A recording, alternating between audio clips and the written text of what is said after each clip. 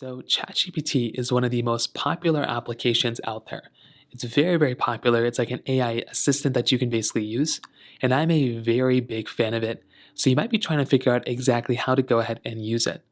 Now, the first thing to keep in mind is there's a couple different ways to access it. You can either access it via their website or their application.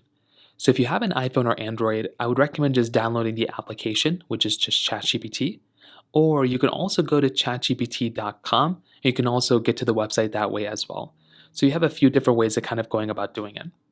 Now, the cool thing here within ChatGPT is that you do have a lot of capability. So when you first open up the application, it's going to look probably something like this. So it's either going to go and bring you into a page like this, or it's going to bring you into a login section. So you can either log into ChatGPT, or you can just kind of come into this page just like this. You have a couple of different options here. So when you first come here, it's going to take you into a similar looking page to this after logging in.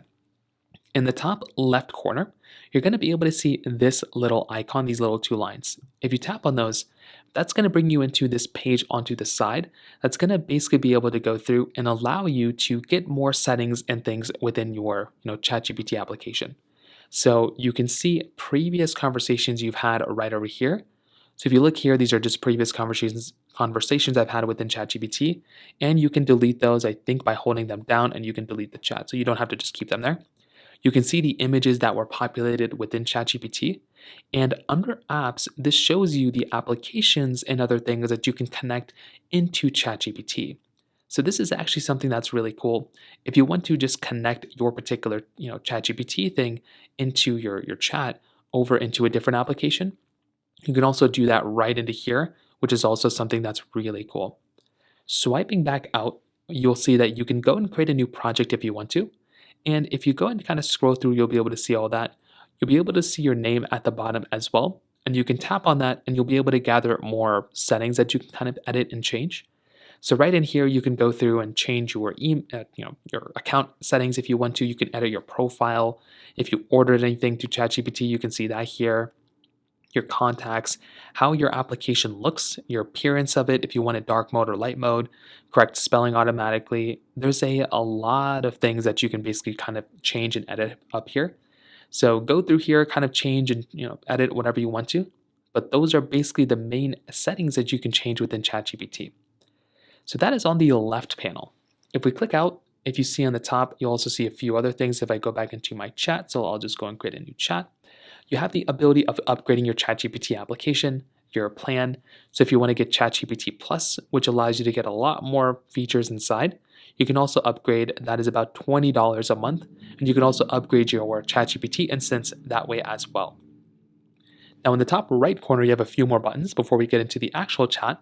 So if you click onto the plus button, which shows like a person next to it, it allows you to just kind of use ChatGPT with other people. So it's almost like creating a group chat within ChatGPT, which is crazy.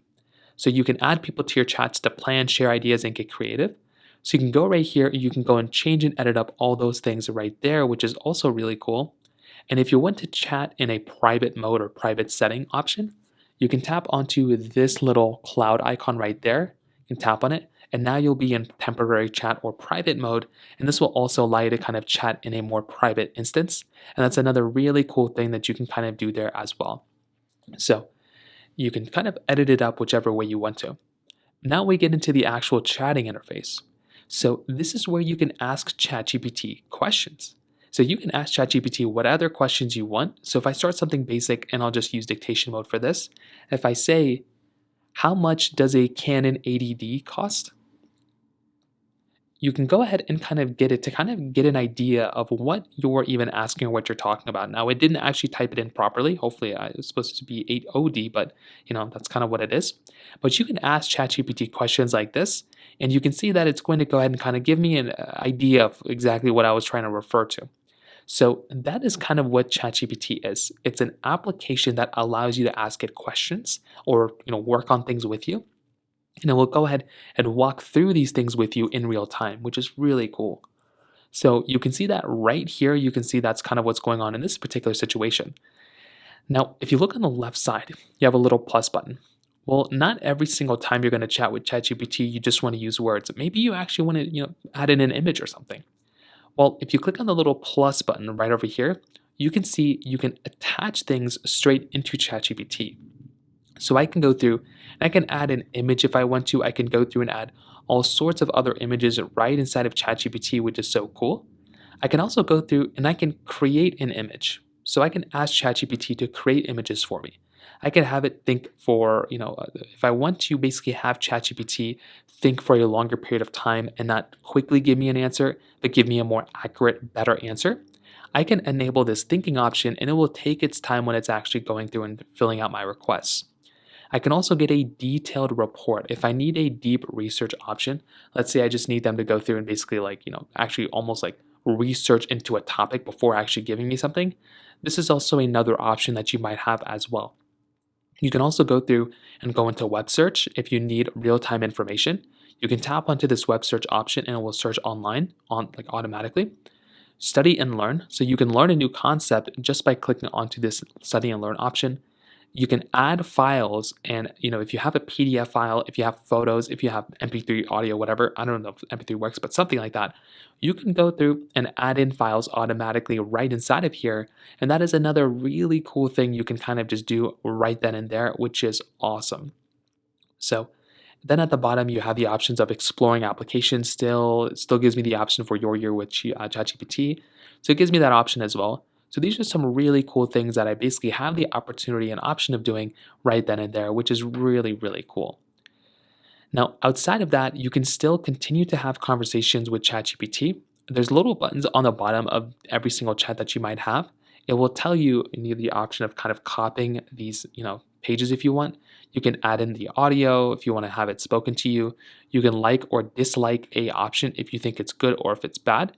You can go through and do that, and you can also share it. There's a little share button. So if you want to share out this chat, you can also just tap into there, and it will also share it out for you. On the right side, you have these two other buttons. So you have this little dictation button right there. If you tap on it, you can actually speak right to ChatGPT and have it speak to you back in these questions. So if I ask it, I give it microphone access. What is better, an iPhone camera or a Canon camera? So if I go and send this out, watch what happens. It will go and read it from text like I just did, and it will actually speak it out to me right after that. So that is actually something that's really, really cool. So when you're using ChatGPT, this is something that's actually a really big part of it. It's just quickly getting answers and asking kind of maybe like a, comparison question or whatever. You can kind of get an idea. Sometimes you might get multiple responses like these ones. It's just ChatGPT testing things out and they're just wanting to kind of give you a better answer and see which one you might like, which might mean that more people might like that one. Then you also have a voice option right here as well, which will allow you to actually start a big conversation within ChatGPT. So you can go right here and you can just actually start a conversation right with ChatGPT right here, which is something that's really, really cool. So for the most part, that is how you use ChatGPT. It's a very cool application, lots of cool features built inside, but it's a very popular one. I'd recommend every single person to use an application like this, and now you should be able to use it. If you have any other thoughts or questions, please let me know in the comment section below. Hit the like button, that would mean so much, but definitely hit that subscribe button. More importantly than everything else, I love every single one of you guys. Hopefully I'll catch you guys in the next video. Peace out till then.